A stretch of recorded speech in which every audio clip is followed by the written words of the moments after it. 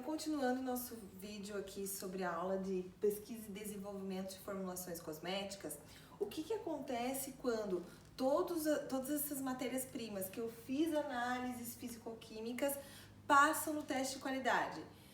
Primeira coisa, ela vai para o protocolo, para o procedimento operacional padrão dessa empresa. Geralmente, ela entra em quarentena, mas não é a quarentena lá do coronavírus.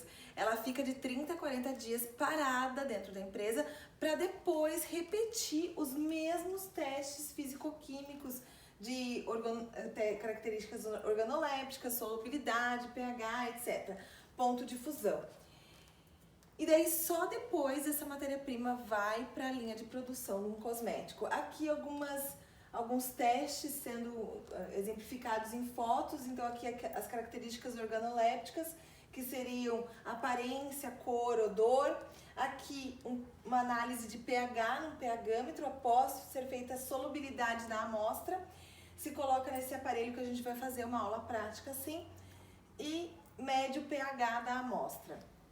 Aqui para medir o ponto de fusão. Então coloco a amostra sólida, ele vai esquentar na temperatura até chegar na fusão dessa matéria-prima e vai me dar a temperatura ideal que ela vai entrar em ponto de fusão. Feito isso, é colocado para a linha de produção. E claro, como tem que colocar na legislação brasileira, vocês têm que ver se esse produto vai ser grau 1 ou grau 2. Isso a gente já eu deixei esse slide mais por motivo de revisão, porque a gente já estudou a diferença entre grau 1 e grau 2 nos cosméticos, de acordo com a legislação, certo? Feito isso, se o meu cosmético é grau 2, vocês já sabem que ele tem que passar por um teste de eficácia ou de segurança. Aqui nessa tabela, ele fala bem certinho quais os testes de segurança e o que cada um significa de acordo com a Anvisa, de acordo com a legislação. Por exemplo, o dermatologicamente testado quer dizer que ele foi avaliado em humanos, sob controle do dermatologista, para verificar potenciais reações cutâneas. Se não deu a reação cutânea, passou por esse teste, ele pode ter colocado esse claim no rótulo cosmético, que é o claim dermatologicamente testado. Hipoalergênico, por exemplo, né, um produto com menor potencial de reações alérgicas. O termo no FDA ele não é reconhecido, ou seja, tem mudança de legislação, né? A Anvisa reconhece esse termo, já o FDA lá nos Estados Unidos não reconhece. Por quê? Porque ele diz que, em tese, um cosmético não deve ter potencial de sensibilidade cutânea. Produto para pele sensível, então ele foi avaliado em indivíduos que representam sintomas característicos de uma pele sensível e não causou essas reações. Por isso, ele consegue ter esse claim cosmético. E principalmente aqui, por último, produto infantil. Então, todos os produtos infantis, eles são necessariamente grau 2. Por quê? Porque ele tem que passar por um teste de segurança avaliando se esse produto foi apropriado para pele, cabelos e mucosas infantis, que não vai ter nenhuma reação adversa a essa pele dessa criança, e sempre conforme a legislação brasileira. Isso para os testes, nessa tabela aqui, tem todos os testes de segurança cosmética. Agora, se eu quero fazer um teste para avaliar a eficácia desse cosmético. Por exemplo, eu estou manipulando, eu estou tentando criar para o mercado um anti-aging. Então, eu posso passar por testes de eficácia como esse, que eu tenho câmeras infravermelhas ou que conseguem mapear linhas de expressão, por exemplo. Então, eu consigo ver o tamanho da linha de expressão, a sua profundidade antes do teste de eficácia e avaliar o depois do teste da eficácia, se realmente diminuiu a espessura e profundidade dessas linhas finas. Aqui também, só para exemplificar, esses são os stickers para teste cosmético de eficácia, onde quando eles querem avaliar a questão de hidratação, grau de hidratação, ele é como se fosse uma mini placa de Petri, ou seja, um mini potinho assim de plástico mesmo, onde se coloca o cosmético ali e faz o efeito oclusivo. O voluntário, né, do teste fica com esse cosmético grudado na pele para ver efeitos oclusivos. Esse slide aqui também já mostrei para vocês, é quando meu cosmético que foi criado, meu cosmético novo, já passou por todos os testes de segurança, de eficácia, ou se ele é grau 1, eu vou ter que fazer o registro dele na Anvisa. Eu tenho que mandar um protocolo para a Anvisa com toda a legislação correta, junto com ingredientes ativos, qual é a arte da embalagem, quais serão os escritos da embalagem, para ver se está de forma correta com a legislação. Aprovado isso, esse cosmético vai ganhar um número que eu já mostrei para vocês, que ele tem cada significado, né? Se ele começa com 2 aqui, quer dizer que ele é um cosmético, registro na Anvisa como cosmético. Os 4 números que vem depois é a autorização de funcionamento da empresa, os outros 4 números é o produto, é o registro do produto e a apresentação do produto. Muito bem, tá, mas antes de ir para o mercado, eu preciso fazer um teste de estabilidade, porque a única forma de eu testar se esse produto vai ficar realmente estável na prateleira do mercado, se o consumidor, depois de um tempo, notar diferença entre esse produto, então ele tem que estar estável conforme a legislação. Então, todos os produtos cosméticos, antes de ir para o mercado, passam por teste de estabilidade, porque é a única forma de atestar e tentar comprovar o prazo de validade desse cosmético. Então, esse estudo de estabilidade feito na indústria cosmética, ele vai avaliar o comportamento do produto durante um período de tempo. Então, sempre é um teste acelerado, ele vai determinar o controle, é um teste de controle de qualidade, obviamente, mas em condições ambientais aceleradas. Então, em vários testes de estabilidade, eu vou colocar esse cosmético em condições extremas, num congelador ou colocar em alta temperatura para ver se não vai haver quebra da emulsão, se não vai haver desestabilidade do produto. Interações entre os ingredientes do produto, então eu consigo ver se nessas condições extremas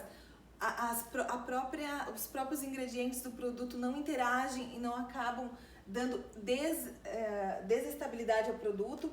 Interação entre o produto e embalagem, então eu consigo ver se realmente essa embalagem que eu escolhi vai estar apropriada a esse produto, se eu não deixar ali 1 mês, 2 semanas parada ou colocar nessas condições extremas de teste de estabilidade e esse produto aumentar a sua viscosidade e eu ter escolhido uma embalagem pump, por exemplo. Mas a embalagem pump, logo quando o produto saiu da linha de produção, ele tinha uma viscosidade X. Quando eu deixei ele lá 1 semana parado, ele aumentou a viscosidade, não sai mais dessa embalagem. Isso tudo a empresa tem que avaliar. Então ele vai determinar o prazo de validade de acordo com a legislação e cada legislação tem um determinado forma de expressar esse prazo de validade no rótulo. Então a Anvisa, como vocês já sabem, expressa o prazo de validade no rótulo do produto através do mês e do ano que esse produto vai valer. Já o FDA nos Estados Unidos e a Colipa, que é o Cosmetics of Europe na Europa, ele vai expressar o prazo de validade através desse símbolo, que significa 3, 6, 12, 18, 36 ou 24 meses após aberto. Então, é um prazo de validade menos preciso do que o prazo de validade brasileiro da Anvisa. Então, por isso, eles têm esse site aqui, que é o checkcosmetic.net, que eu consigo ver através da marca do produto, todos os produtos produzidos através do FDA e tal, ou do Cosmetics of Europe, na Europa e nos Estados Unidos, eles têm um código. Você coloca esse código, coloca para calcular, ele vai te dar a verdadeira shelf life, ou seja, o verdadeiro prazo de validade, que não é tão preciso quanto o prazo estipulado aqui pela Anvisa. Então aqui ele vai dizer assim, ó, ele foi produzido, né, em agosto de 2012, isso num teste aqui, e tem a validade de 24 meses. Por quê? Porque muita gente vê esse símbolo aqui, nossa, meu cosmético vai valer 12 meses após aberto. Só que eu deixo lá mais um ano ele fechado em condições ruins, coloco lá no meu banheiro, que tem umidade, tem calor, tem luz, isso pode degradar os ingredientes cosméticos. Então, essa validade de 12 meses após aberto já não vai valer. Que outros símbolos também que podem conter num rótulo cosmético, além da validade, né? Quando ele vem com outras instruções, com tipo uma bula dentro da embalagem, ou se ele pode ser inflamável ou não. Então, outro teste que é realizado na indústria cosmética antes do produto ir para o mercado consumidor é o teste shelf life, ou seja, o teste de prateleira, onde se mantém em retenção amostras de cada produto, tanto em escala laboratorial quanto industrial, e ele vai colocar esse produto no tempo equivalente ao prazo de validade estipulado no rótulo. Então, por exemplo, eu fiz o teste de estabilidade, tá? O meu teste de estabilidade ele dá um prazo de validade estimado. Vamos supor que o prazo de validade estimado foi de 2 anos. Eu já lancei esse produto no mercado, pois ele já passou pelo critério da Anvisa. A Anvisa já me deu o número de registro porque eu fiz o teste de validade.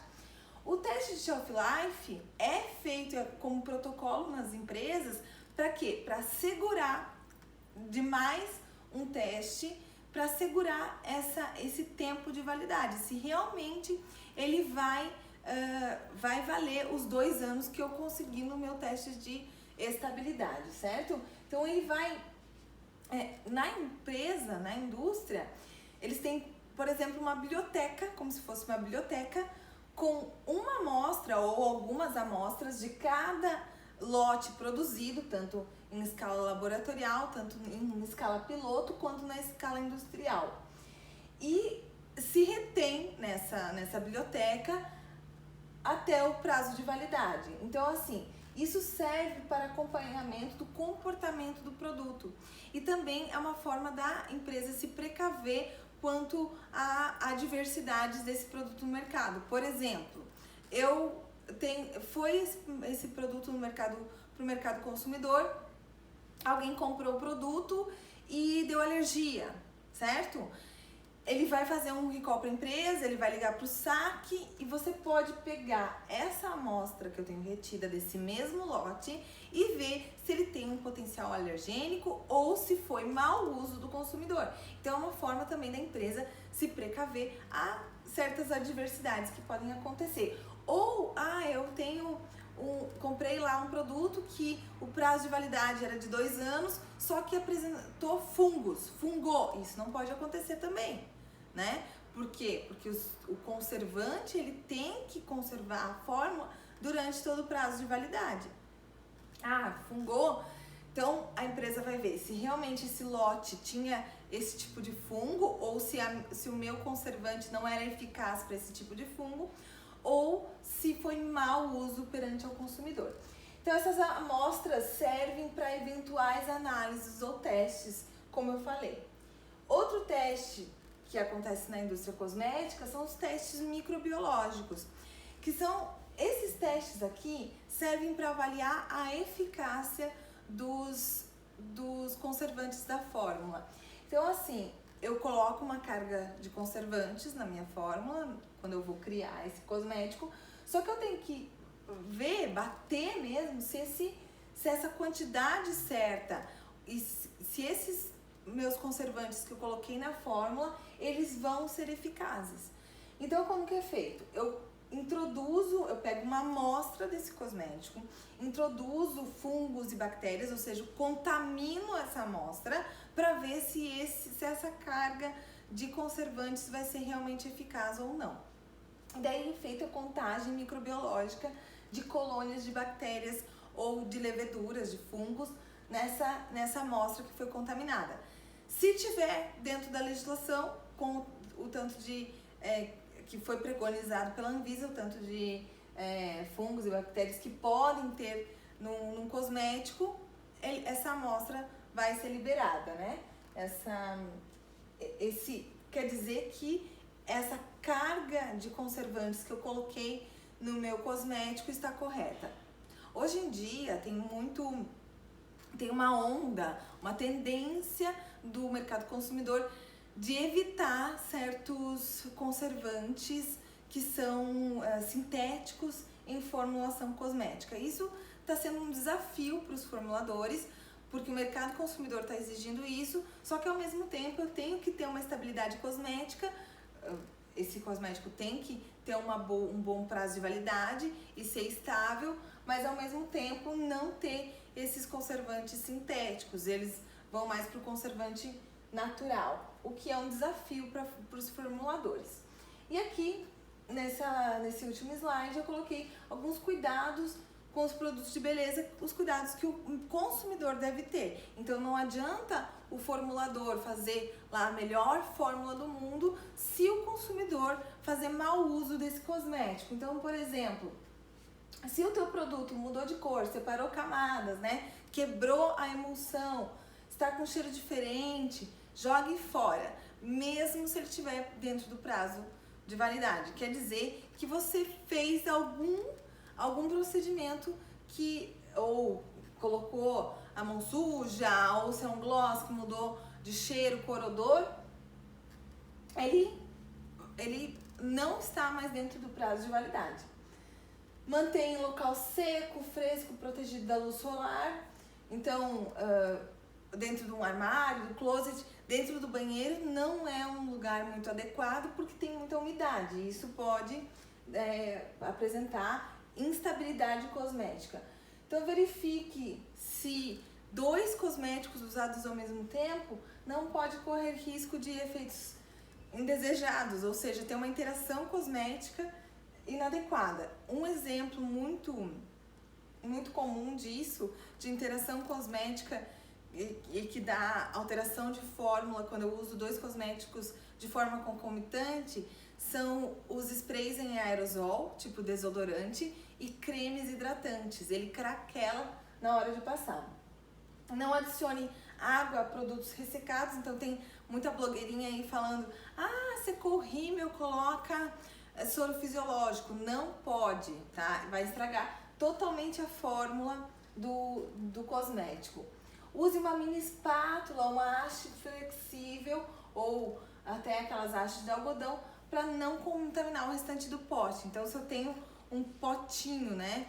Se eu vou entrar em contato, colocar minha mão, tem que colocar minha mão dentro do cosmético para retirar esse cosmético. O ideal é usar uma haste e não os dedos, porque isso evita contaminação. E sempre limpar essa haste com álcool 70. E respeitar todas as datas de validade e recomendações desse produto após aberto. Tá certo?